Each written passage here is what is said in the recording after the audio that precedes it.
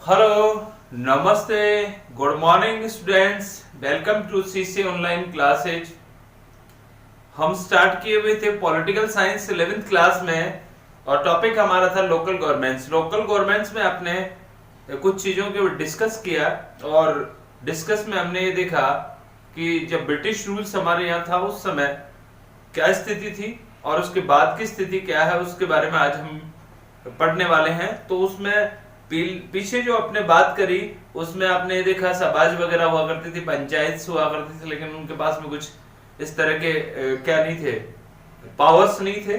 जैसे आपने 1882 में आपने लॉर्ड रिपन को पढ़ा, फादर ऑफ लोकल गवर्नमेंट्स के बारे में, जिन्होंने पहली बार इलेक्टेड लोकल गवर्नमेंट बॉडीज की बात करी थी, इसलिए उन्हें फादर ऑफ लोकल गवर्नमेंट्स कहा गया। आज हम बात कर रहे हैं कि जब देश आजाद हुआ 1947 के बाद की स्थिति क्या है, लोकल गवर्नमेंट में गांधी जी का क्या योगदान था, उसको आपने देख ही लिया था। तो चाहते थे कि बॉटम टू टॉप की ओर क्या हो, डेवलप हो, गांव का विकास हो, क्योंकि पूरा भारत गांव में निवास करता है, गांधी का भारत, ये हमने पढ़ लिया था। अभी आज हमारी जो टॉपिक है वो टॉपिक है local governments in independent India, यानी आजाद भारत में लोकल गवर्नमेंट की क्या स्थिति रही, या आज जो आप जिस स्टेप पे हैं वो क्या है। जैसे आज आप लोग पॉलिटिकल स्टूडेंट है, इसलिए आपको समझना चाहिए। जैसे आज इलेक्शन हो रहे हैं, किसके इलेक्शन हो रहे हैं, थोड़ा सा दिमाग लगा किसके इलेक्शन हो रहे हैं। अगर आप लोग किसी सिटीज में रहते हैं, शहर में रहते हैं, तो आप देखिए पार्षद वगैरह है, चेयरमैन, ऐसी कुछ बातें चल रही हैं। म्युनिसिपैलिटीज के जो चुनाव है वो हो रहे हैं, नगर पालिका के चुनाव हो रहे हैं, इलेक्ट्रिक तरीके से अभी चुनाव होने वाले हैं। तो आपके पड़ोसी या आपके चाचा ताऊ जो हैं वो भी इसमें डिस्कस किए हुए हैं कि कौन चुनाव जीतेगा, किसको टिकट मिलेगा। ऐसे ही आप लोग जो ग्रामीण लेवल है उसमें अगर आप लिखते हैं टॉप मोस्ट पे, हमारे जो डिस्ट्रिक्ट लेवल पे जो आता है वो है जिला परिषद के चुनाव हो रहे हैं। अभी ब्लॉक स्तर पर बात करें तो पंचायत समिति मेंबर्स के चुनाव हो रहे हैं। तो ये अभी माहौल चल रहा है, इसलिए आज की क्लास आपके लिए इंपॉर्टेंट है। थोड़ा सा आप लोग देखिए तो हमारे जो लोकल गवर्नमेंट है, भारत आजाद होने के बाद में हमारा जो कॉन्स्टिट्यूशन जो हमारा था उसमें इसकी पोजीशन क्या थी, यानी संविधान में क्या प्रावधान है, किसको लेकर, लोकल गवर्नमेंट्स को लेकर संविधान में क्या प्रावधान है।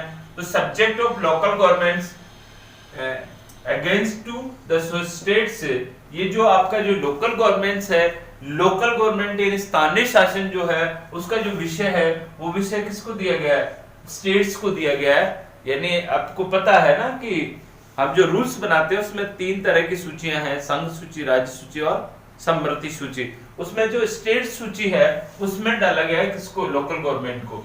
लोकल गवर्नमेंट को स्टेट्स को दिया गया है।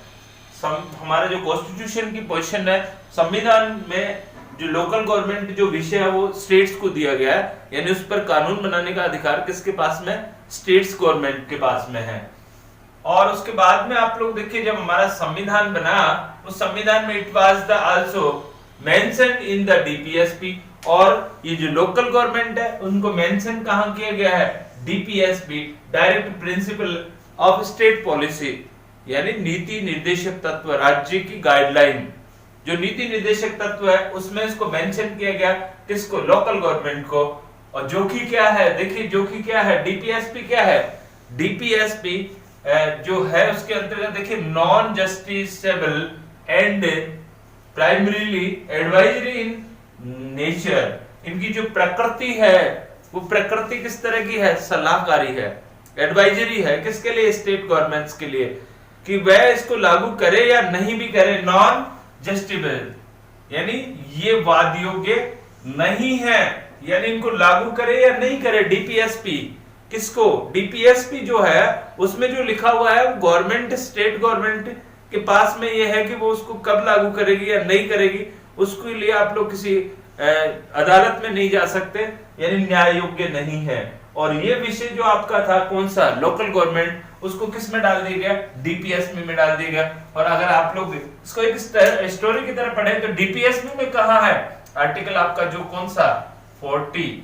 आर्टिकल 40 में इसका उल्लेख है कि राज्य जल्द से जल्द क्या करेगा, पंचायतों को संचालित करेगा, स्टेबिलिटी करेगा यानी लागू करेगा, पंचायत सिस्टम को राज्य में लागू करेगा। डीपीएसपी में लिखा है और आर्टिकल कौन सा है 40 आर्टिकल में ये बात लिखी हुई है, लेकिन नॉन जस्टिफाइबल है यानी ये न्याय योग्य नहीं है, इसलिए अब राज्य कब करेगा, इसमें कोई उसको ये कह दिया कि ये एडवाइजरी है राज्य के लिए, इनकी प्रकृति इस तरह की है कि इसके लिए आप लोग न्यायालय में, जैसे फंडामेंटल राइट्स अगर आपके कंप्लीट नहीं होते हैं या वायोलेशन होता है तो आप लोग कहां जा सकते हैं, न्यायालय में जा सकते हैं, क्योंकि वो जस्टिबल है, ये नॉन जस्टिबल।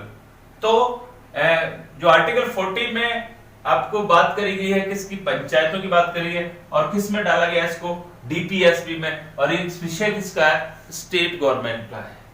आई होप इतना आपको समझ में आ गया होगा। आगे देखिए, as not is against the value discussed during the national movement, यानी आप लोग ये देखिए कि डिस्कस हुआ इसके ऊपर बहुत सारा, इन मूल्यों के ऊपर डिस्कस हुआ कि ये हमारा जो स्थानीय शासन है वो मजबूत होना चाहिए, डेमोक्रेसी है वो मजबूत बनना चाहिए। ये उस समय भी जो नेशनल मूवमेंट था उस समय भी ये बात करी गई, और लेकिन उसके बावजूद भी इतना मूवमेंट जो बना, नेशनल मूवमेंट जो चला, उसके बाद भी ये हमारा जो लोकल गवर्नमेंट है वो क्यों सक्सेस नहीं हो पाया। Is not against the value discuss, इतना ये जो विषय था वो इतना डिस्कस होने के बाद भी, नेशनल मूवमेंट में इतना चर्चित होने के बाद भी, जैसे कि आपको पता है कि हमारे जो गांधी जी थे वो भी चाहते थे डीपीएसपी में इसको लिया गया, लेकिन उसके बावजूद भी ये जो विषय है लोकल गवर्नमेंट है वो ज्यादा सक्सेसफुल क्यों नहीं हुआ। प्रश्न आपसे पूछा जा सकता है ज्यादा सक्सेसफुल क्यों नहीं हुआ, तो इसके पीछे फ्यू रीजंस, कुछ रीजन बताए गए हैं। Few reasons can be advanced here, यानी कुछ इसमें रीजन बताए गए, फ्यू रीजंस हैं, कुछ कारण हैं, जिसमें फर्स्टली जो पहला जो कारण है वो था the formal due to the partition resulted in strong unitary inclination in the constitution. हमारे देश के जो संविधान निर्माता जैसे अब नेहरू जी हैं, तो उनका मानना ये था कि हम लोग चाहते हैं कि डिसेंट्रलाइजेशन होना चाहिए, यानी शक्तियों का बंटवारा होना चाहिए, जैसे सेंट्रल गवर्नमेंट है, उसके बाद स्टेट गवर्नमेंट है, उसके बाद लोकल गवर्नमेंट होना चाहिए। लेकिन वो ये भी देख रहे थे कि जब तक मजबूत संघ नहीं होगा, स्ट्रॉन्ग यूनिटी, यानी जब तक हमारा देश मजबूत नहीं होगा तब तक हम लोग ये जो पार्टिसिपेंट में जो हमारा जो विभाजन हुआ और उसमें ये जो उथल पुथल हुआ है इसको रोका नहीं जा सकता। यानी देश की एकता और अखंडता के लिए जरूरी है कि स्ट्रॉन्ग यूनिटरी होना चाहिए। वहां लोकल गवर्नमेंट को कम प्राथमिकता दे रहे हैं कौन, नेहरू जी।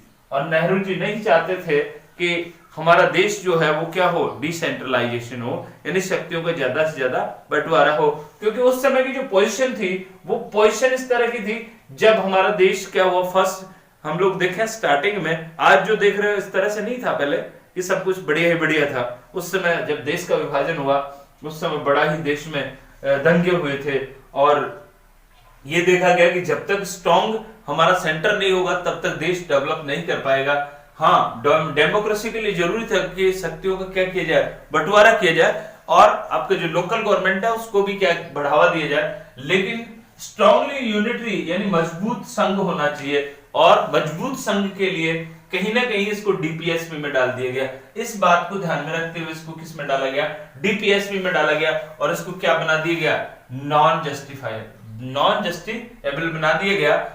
ये पहला कारण था। दूसरा कारण देखिए सेकेंडरी जो कारण है उसमें there was a powerful voice in constitution assembly led by doctor Ambedkar. देखिए डॉक्टर बी आर अम्बेडकर जो थे उनके बारे में आपको पता है, ड्राफ्टिंग कमेटी के चेयरमैन थे और बड़े विद्वान व्यक्ति थे। उन लोगों ने उस समय सेकंड जो रीजन बताया वो ये था कि उन्होंने कॉन्स्टिट्यूएंट असेंबली में एक मजबूत आवाज उठाई, और उस मजबूत आवाज में उन्होंने कहा which felt that the function and caste reader in nature of the ruler society would defect the noble purpose of the local government on the ruler level।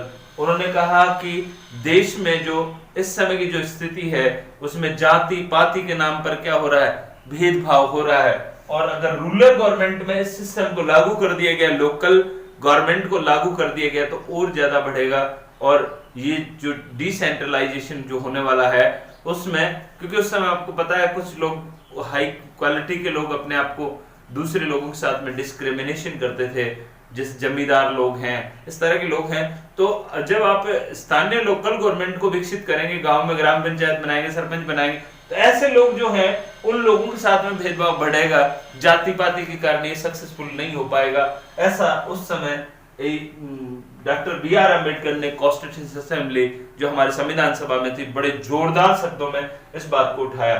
तो बड़े इंपॉर्टेंट नेता थे नेहरू और डॉक्टर बी.आर. अम्बेडकर, इसीलिए इसे डीपीएसपी में डाल दिया गया। तो फ्यू रीजंस थे जिनकी वजह से ये सक्सेस नहीं हो पाए, यानी पंचायत राज संस्थाएं लागू होने में डिले हुआ और सक्सेसफुल नहीं हुआ। तो आप लोग ये कह सकते हैं क्या रीजन है कि देश की आजादी के बाद भी हमने इसको डीपीएसपी में डाला, हमने इसको एफआर में क्यों नहीं डाला, जैसे फंडामेंटल राइट्स की तरह क्यों नहीं डाला कि वो उसको न्याय योग्य बनाया जा सकता था। आगे देखिए, आगे था however nobody denied the importance of people participation in the development planning। सब लोग इसके बावजूद भी सब लोग ये चाहते थे कि ज्यादा से ज्यादा क्या होना चाहिए, शक्तियों का विभाजन होना चाहिए और डेवलप प्लानिंग बनना चाहिए, ताकि नीचे से क्या होना चाहिए, शक्तियां बढ़कर आएंगी और विकास की योजनाएं बनेंगी और डेमोक्रेसी मजबूत होगा, लोकल गवर्नमेंट बनना चाहिए। ये सब बातें होने के बावजूद भी सबके मन में यही मंशा थी। तो फिर क्या किया, कैसे आज की जो लोकल गवर्नमेंट है वो बनकर आई? तो देखिए, local government got appellate after the third amendment and 74 constitution amendment act. दो एक्ट लाए गए, एक तो था 73 और एक 74 कॉन्स्टिट्यूशन, यानी 73वां और 74वां कॉन्स्टिट्यूशन जो लाया गया, अमेंडमेंट जो लाया गया, संविधान संशोधन एक्ट। उससे पहले की जो स्थिति थी वो development of the local government before that, वो क्या थी कि उससे पहले जो आया, उससे पहले क्या स्थितियां बनी, देश के आजाद होने के बाद में क्या स्थितियां बनी? तो सबसे पहले 1952 में एक प्रोग्राम चलाया गया जिसे community development programme, CDP community development programme, सामुदायिक विकास कार्यक्रम शुरू किया गया। और उसकी थीम क्या थी, वो क्या चाहता था? Suggest to programme promote people's participation in local development in range of the activities, यानी लोकल गवर्नमेंट जो बने उसमें सभी लोगों का पार्टिसिपेशन होना चाहिए ताकि डेमोक्रेसी बन सके। ऐसा कम्युनिटी डेवलपमेंट प्रोग्राम 1952 में शुरू किया गया। लोगों को अधिक भागीदारी देने के लिए, एक्टिविटीज अधिक भागीदारी देने के लिए इसको शुरू किया गया।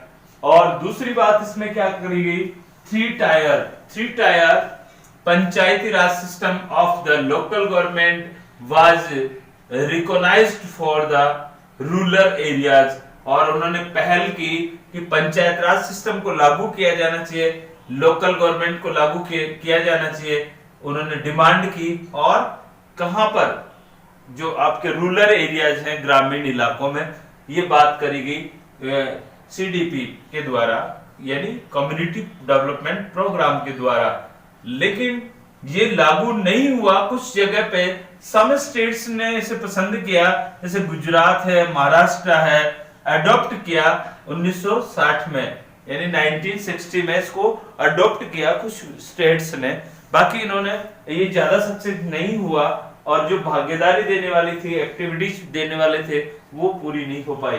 उसके बाद एक कमेटी और आई, जो कमेटी थी कौन सी, बलवंत राय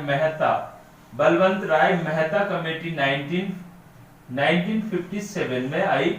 और इस बलवंत राय मेहता ने भी थ्री टायर पंचायत राज सिस्टम की क्या की, पैरवी की। और उन्होंने भी अपने रिपोर्ट में यही कहा कि पंचायत राज संस्थाएं लागू होनी चाहिए और उनके कितने टायर होने चाहिए, थ्री टायर में होने चाहिए, यानी 3 स्तर होने चाहिए।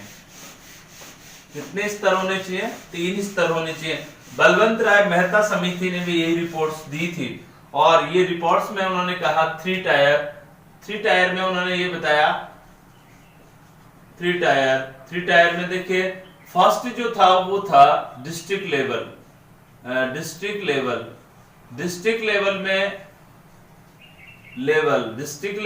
फिर सेकंड में आपका कर दिया उसने खंड लेवल का जो कि था कि ब्लॉक लेवल और थर्ड में आपको दे दिया ग्रामीण यानी विलेज लेवल। देखिए डिस्ट्रिक्ट लेवल पर आजकल आप लोग देखिए जो आपका स्तर है वो कौन सा है? जिला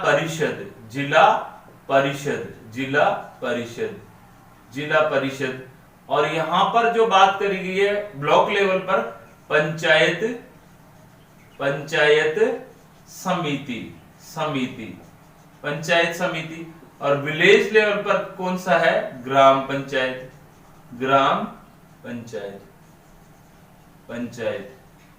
तो ये 3 लेवल की बात करी गई है। उन्होंने कहा 3 टायर होगा किसमें? पंचायत राज संस्थाओं में। और 3 टायर में फर्स्ट जो होगा टॉप मोस्ट पे होगा डिस्ट्रिक्ट लेवल और डिस्ट्रिक्ट लेवल पर बनेगी पंचायत समिति जिला परिषद बनेगी और ब्लॉक स्तर पर जो बनेगी वो पंचायत समिति बनेगी जहां पर प्रधान बैठते हैं। यहां पर जिला प्रमुख होगा और प्रत्येक गांव में विलेज लेवल पर ग्राम पंचायत होगा जिसका हेड कौन होगा? सरपंच होगा। ये इस तरह से पंचायत राज संस्थाओं के लिए ये क्या दिया गया? 3 टायर दिया गया किसके द्वारा? बलवंत राय मेहता समिति जो कब आई? 1957 में। और इसी 1957 की रिपोर्ट के आधार पर राजस्थान फर्स्ट स्टेट था जिसमें क्या लागू किया गया? पंचायत राज सिस्टम को लागू किया गया।